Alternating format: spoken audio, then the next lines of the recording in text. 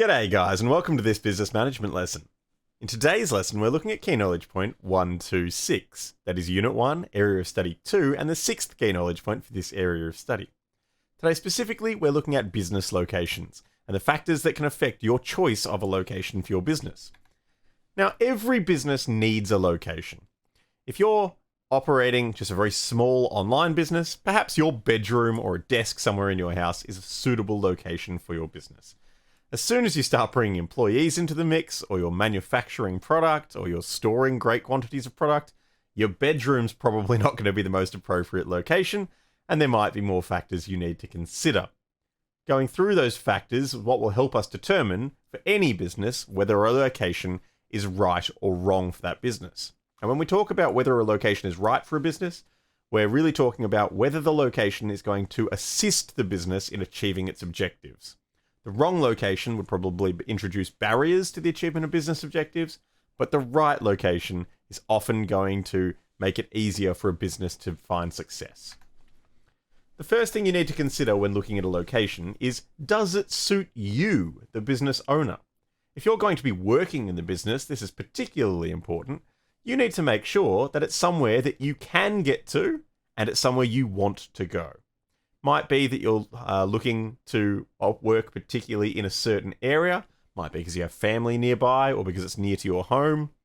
Might be because you think that your target demographic are best represented in that area, and so your personal belief is that's where your business will be successful.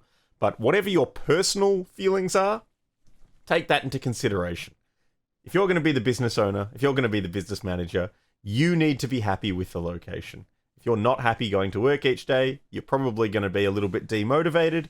And if you're a bit demotivated, you're less likely to be working particularly productively and efficiently to drive your business towards success. So personal factors are hugely important. Now, this extends far beyond you to your employees also.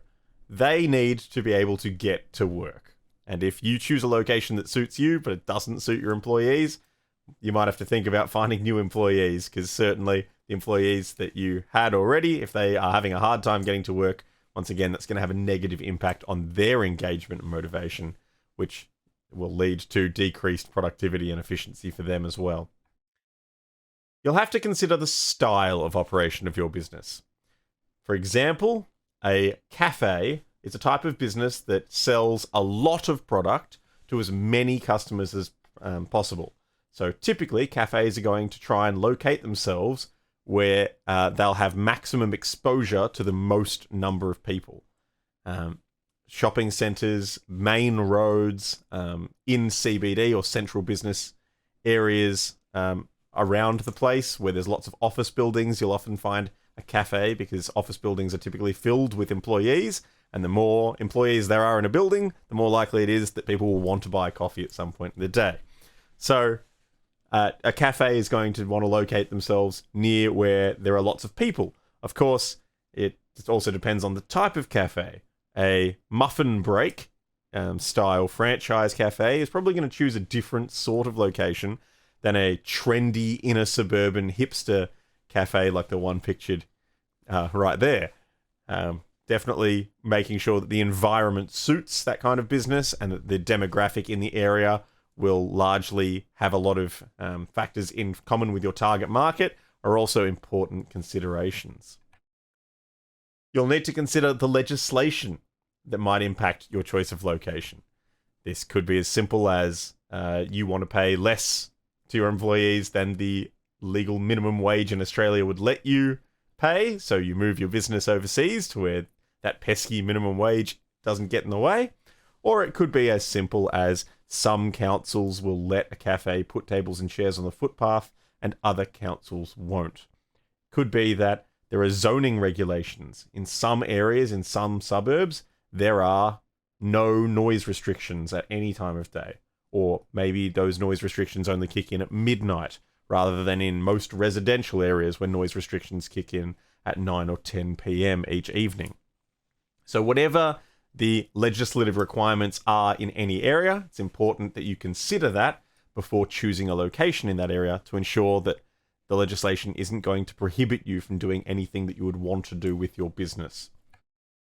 Certainly, site accessibility and visibility is incredibly important, both for employees and for customers. As far as visibility is concerned, will your customers know you're there? And will your employees be able to come and go easily? If you're operating out of a large skyscraper and you've got offices in there, if you're a customer-facing business, that could be just a little bit of a hurdle for customers to have to navigate to find their way into the elevators of the building and come up to the 16th floor or wherever you've located your business. Motivated customers might do that, but if you're trying to sell product to just passers-by, that's probably not going to be the most efficient thing.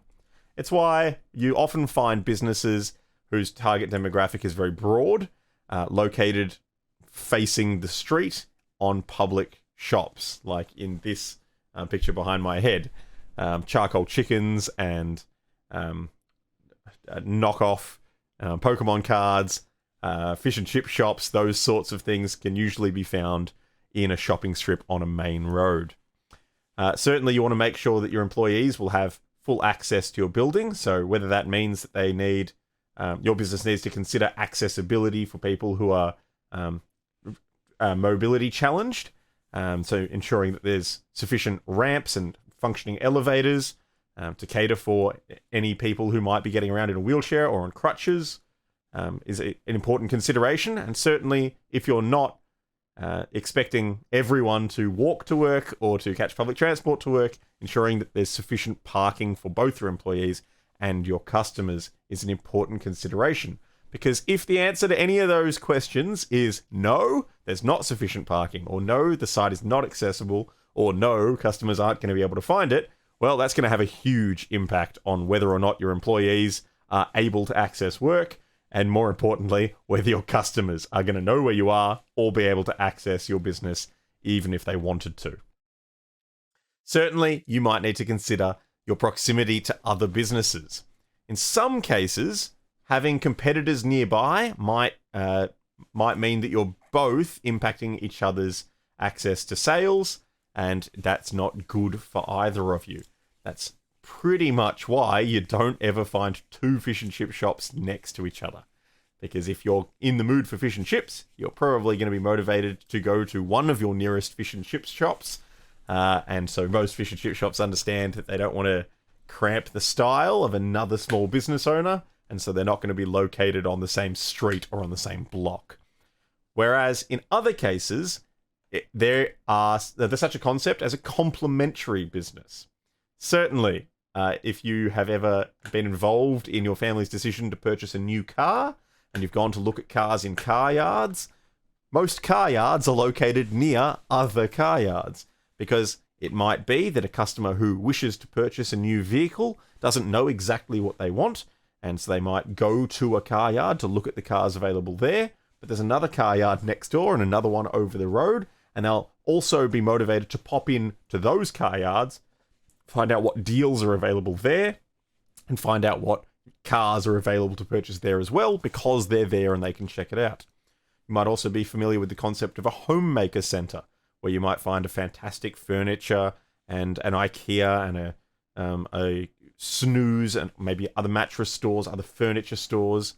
You might find a Good Guys selling washing machines and refrigerators and televisions.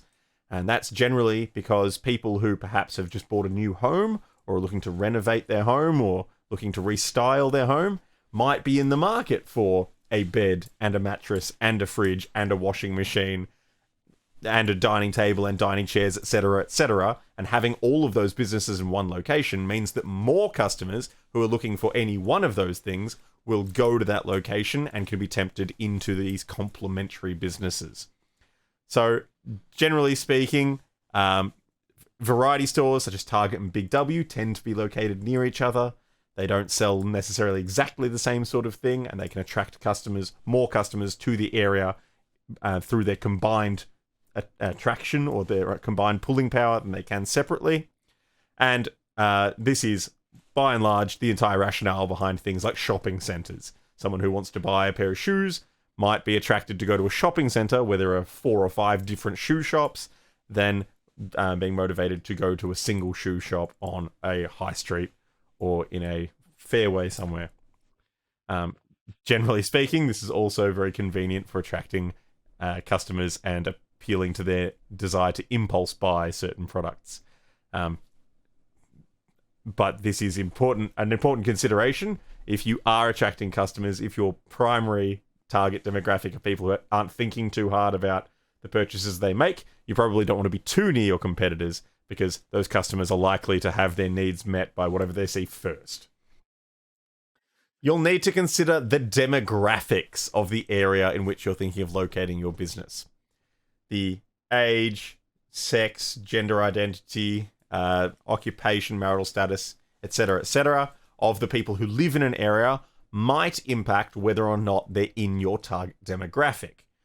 And you'll need to be aware of the population demographics in the area where you're thinking of locating your business to know whether the sorts of people you want as employees will be located in that area, and certainly the sorts of people you identify as being potential customers are located in that area.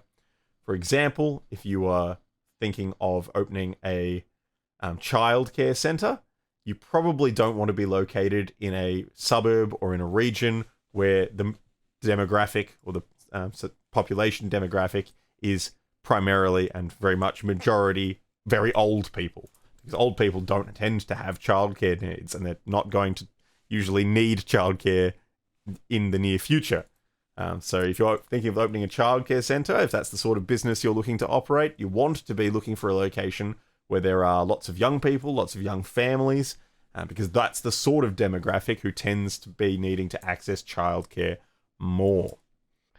Certainly, as part of, you'd identify all of the demographic data in your area, in the location area of your business, but it's not until you do a feasibility study where you're applying that data and determining whether or not that makes your business concept more or less likely to succeed that you might be making these conclusions. But it is an important consideration all the same. And certainly, while we're considering not just where the building is, the location of your business, but you need to consider the building itself. Would you have enough space in the building to store everything you need to store? Your capital resources, your natural resources. Certainly, if you're a manufacturing business, do you have enough room to store your output? If you're a shoe manufacturing business, for example, how many shoes in boxes can you store in your business? 1,000, 10,000, 100,000? It'll depend very much on the size of the business as to whether it can cater for your storage needs. And certainly, is the space sufficient for things like the arrangement of your machinery or the arrangement of your human resources? Will you fit enough employees in this business for this location to meet your needs? If you want customers to come and interact, buy things from you in this business, are the entrances inviting? Is the front door pointed out at a main road and the footpath is very narrow and there's not parking immediately in front of the business? If that's the case, you expect that you're probably not going to get as many people coming into your business as perhaps if you're located in a shopping center where people are encouraged to walk slowly and to visit businesses. Certainly, do you have legal requirements that you need to cater for? You certainly can't discriminate against your own employees. So if you do have someone who has mobility issues, does the site meet their needs? And certainly, if you are a public-facing business or if you're a corporate sort of business, is the decoration of the interior and the exterior of your business appropriate for your needs? Do you need to redecorate? Do you need to remodel? If so, how much will it cost and can you afford that? Other considerations like, is the lighting appropriate for your needs? If it's an office environment, you usually want it very well lit. If you're trying to create a mood, if this is a fancy restaurant, maybe you want very thematic lighting. And that's something else you'd need to consider too. There are almost infinite considerations here, depending on the type of business you intend to run. But looking at the location in terms of the quality and characteristics of the building itself is something worth doing. In summary for this key knowledge point, every business has a physical location. It might be that your bedroom is the right place to run your business from because it meets all your needs. It's free. Well, as long as you don't have to pay rent. Certainly, the achievement of your business objectives can be significantly impacted by your choice of location. Many businesses end up going bankrupt, or just business managers or business owners just quit and forfeit their business because their location wasn't accessible for enough customers, or there weren't enough customers in the in terms of demographics in the area. Perhaps it was just too hard to get to, or perhaps there was too much competition around. Whatever the case may be, the location that you choose can and often does have a significant impact on your odds of success for your business. In this lesson, I've given you several different factors you might need to consider. They're on your screen there when looking at a location for a business, but be aware that this key knowledge point doesn't give a list. So if you can think of any other factors that you might consider when looking for a location for your business, you're free to bring them up in assessments. The key knowledge point doesn't include any examples, so teachers should be prepared to accept any examples. That's all for today. See you next time.